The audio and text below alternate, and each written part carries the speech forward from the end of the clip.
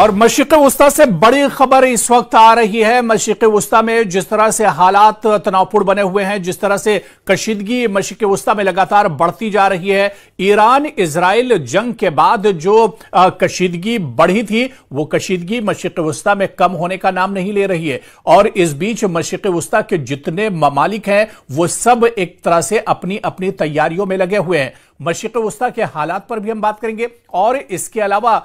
जो बड़ा बयान आया है हिजबुल्लाह की तरफ से उस पर भी हम आपको इस रिपोर्ट में तफसील से दिखाएंगे। हिजबुल्लाह ने कहा है कि वो सर नहीं झुकाएगा, किसी भी हालत में वो हथियार नहीं डालेगा, वो पीछे हटने वाला नहीं है। जी हां, हिजबुल्लाह ने कहा है कि इजरायली धमकियों के जवाब में हिजबुल्लाह सर नहीं झुकाएगा और ना ही हथियार डालेगा। यह बयान आया है शेख नईम कासिम की तरफ से। हिजबुल्लाह के रहनुमा शेख नईम कासिम ने कहा है कि लबनानी मज़ाहमतकारों को गैर मुसल्लह करने के लिए दबाव के बावजूद उनका जो ग्रुप है, उनकी जो तंजीम है, इजरायली धमकियों के जवाब में सर नहीं झुकाएगा और ना ही हथियार डालेगा।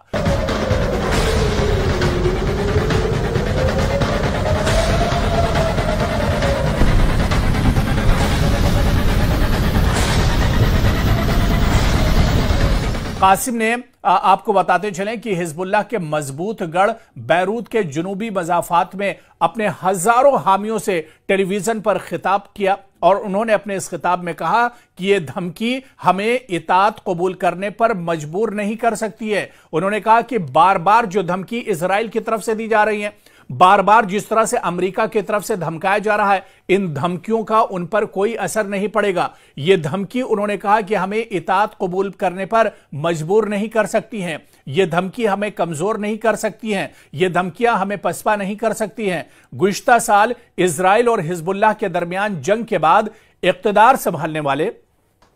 लबनानी रहनुमाओं ने 12 हथियार रखने के अमल पर रियासती इजारादारी का अज़्म जाहिर किया है, जबकि इजराइल से नवंबर में होने वाली जंगबंदी के तामील का मुतालबा किया है जिससे लड़ाई खत्म हुई थी। तो वहीं पर सितंबर में देरीना रहनुमा हसन नसरुल्लाह की इजराइल के हाथों हलाकत के बाद इनकी जगह लेने वाले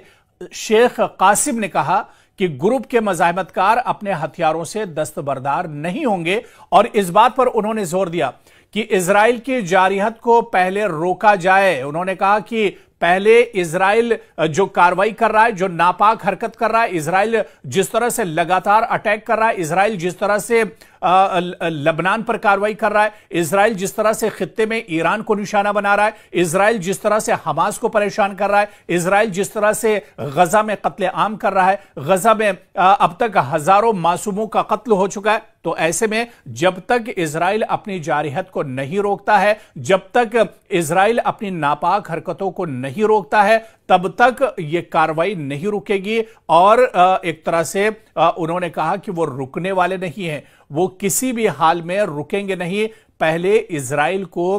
एक तरह से अपनी जो नापाक हरकत है उसे रोकना होगा, इजराइल को पहले संभलना होगा, इजराइल पहले एक तरह से मान जाए, तभी एक तरह से इस जारियत को रोका जाएगा। उनकी यह तकरीर एक ऐसे वक्त में सामने आई जब बैरूत में अमरीकी एलची टॉम बैरिक की एक तरह से आमद होने वाली है। गुज़िश्ता साल इजराइल और हिजबुल्लाह के दरमियान जंग के बाद इक़्तिदार संभालने वाले लबनानी रहनुमाओं ने 12 हथियार रखने के अमल पर रियासती इजारादारी का अज़्म जाहिर किया है, जबकि इजराइल से नवंबर में होने वाली जंगबंदी के तामील का मुतालबा किया गया है जिससे लड़ाई खत्म हुई थी। तो वहीं सितंबर में देरीना रहनुमा हसन नसरुल्लाह की इजराइल के हाथों हलाकत के बाद इनकी जगह लेने वाले शेख कासिम ने कहा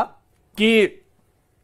ग्रुप के मज़ाहमतकार अपने हथियारों से दस्तबरदार नहीं होंगे और इस बात पर उन्होंने जोर दिया कि इजराइल की जारियत को पहले रोका जाए। और आपको बताते चलें कि उनकी इस तकरीर में यह साफ तौर पर जाहिर था कि अगर इजराइल हठधर्मी करेगा, अगर इजराइल पीछे नहीं हटता है, इजराइल अगर इसी तरह से हमले करता रहेगा तो फिर एक तरह से वो भी पीछे नहीं हटेंगे और वो भी एक तरह से जो ये डील है, जो ये जंगबंदी की बात कही जा रही है, जो खित्ते में अमन की बात कही जा रही है, ये अमन आ सकता है, लेकिन इसके लिए सिर्फ और सिर्फ इजराइल जिम्मेदार है। अगर इजराइल की नीयत साफ हो जाए, दरअसल मशरिक़ वुस्ता की अगर हम बात करते हैं तो यहां पर जितने भी ममालिक जंग की हालत में हैं, चाहे ईरान की बात करें, चाहे लबनान की बात करें, चाहे हमास और फिलिस्तीन की बात करें, ये जितने भी ममालिक हैं ये जंग की हालत में हैं। और जंग की हालत में इन ममालिक का कहना है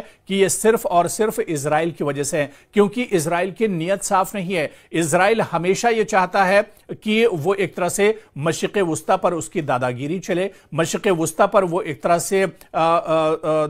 दादा बनकर रहना चाहता है, मशरिक़ वुस्ता पर वो अपना सिक्का एक तरह से चलाना चाहता है, और इसी वजह से ये बात नहीं बन पा रही है। सिर्फ और सिर्फ मशरिक़ वुस्ता के जो हालात खराब हैं उसके लिए इजराइल जिम्मेदार है, या फिर वो इस्लामी ममालिक भी जिम्मेदार हैं, वो अरब ममालिक भी जिम्मेदार हैं जो इजराइल का सपोर्ट एक तरह से करते हैं। और यही वजह है कि इस मशरिक़ वुस्ता में हालात बेहतर नहीं हो रहे हैं, और इसी वजह से अब जो बयान आया है वो बयान भी अब एक तरह से चौंकाने वाला है। और उन्होंने कहा है कि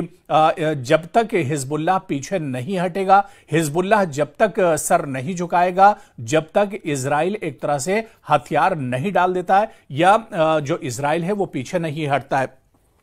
दरअसल हिजबुल्लाह बहुत बड़ा ग्रुप नहीं है, लबनान का एक ग्रुप है, और यह भी कहा जाता है कि हिजबुल्लाह का सपोर्ट ईरान से भी होता है, लेकिन हिजबुल्लाह एक मजबूत ग्रुप है। आप देखिए कि मशरिक़ वुस्ता में हालात बहुत पहले से खराब हैं, सालों से यहां पर हालात एक तरह से खराब और कशीदा रहे हैं, और इन हालात में हिजबुल्लाह हमेशा एक तरह से लड़ता रहा है। जबकि हिजबुल्लाह की ताकत बहुत ज्यादा नहीं है, हिजबुल्लाह बहुत बड़ा ग्रुप नहीं है, हिजबुल्लाह को कोई सरकारों का सपोर्ट नहीं है, लेकिन फिर भी हिजबुल्लाह पूरी ताकत के साथ खित्ते में लड़ रहा है। और हिजबुल्लाह कहीं ना कहीं इजराइल की नाक में दम करके उसने रखा है, और इसी वजह से एक बार फिर से हिजबुल्लाह के जो लीडर हैं या लबनान के जो लीडर हैं, उन्होंने एक बार फिर से कहा है कि जब तक इजराइल नहीं मानेगा तब तक हिजबुल्लाह भी पीछे हटने वाला नहीं है। और मशरिक़ वुस्ता में आप देखिए कि चाहे हिजबुल्लाह की बात कर लें, हमास की बात कर लें,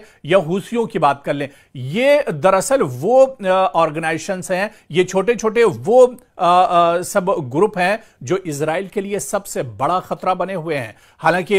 ईरान के साथ इजराइल की जंग जरूर हुई, ईरान ने इजराइल को बहुत ज्यादा नुकसान पहुंचाया, लेकिन इस जंग के अलावा जो वक्फे वक्फे से इजराइल को सबसे ज्यादा चोट पहुंचाते हैं वो यही ग्रुप हैं, चाहे हमास की बात करें, चाहे हिजबुल्लाह की बात करें, या हूसी लड़ाकों की बात करें। ये जब तब कभी इजराइल के किसी एयरपोर्ट पर हमला करते हैं, कभी इजराइल के किसी बंदरगाह और पोर्ट पर हमला करते हैं, कभी इजराइल के किसी जो सिक्योरिटी फोर्सेस के जो ठिकाने हैं उन्हें एक तरह से ये निशाना बनाते हैं, और ये इजराइल को चोट पहुंचाते रहते हैं। और ये सिर्फ इस वजह से क्योंकि इन्हें अपनी हिफाजत करनी है। अगर ये इनका कहना है कि अगर ये इस तरह के हमले नहीं करेंगे तो इजराइल इन्हें मशरिक़ वुस्ता में एक तरह से खत्म कर देगा, इजराइल इन्हें एक तरह से जीने नहीं देगा। और इसी वजह से हिजबुल्लाह के रहनुमा ने यह कहा है कि लबनानी मज़ाहमतकारों को गैर मुसल्लह करने के लिए दबाव के बावजूद उनका जो ग्रुप है वो इजरायली धमकियों के जवाब में सर नहीं झुकाएगा और ना ही हथियार डालेगा। और उसने ये शर्त भी रखी है कि पहले अब इजराइल को एक तरह से बात माननी होगी। पहले अब जो ये लड़ाई है सिर्फ इस वजह से है क्योंकि इजराइल हठधर्मी करता है, इजराइल पीछे नहीं हटता है। ऐसे में इजराइल को पीछे हटना होगा, तभी एक तरह से मशरिक़ वुस्ता में यह बात बन सकती है।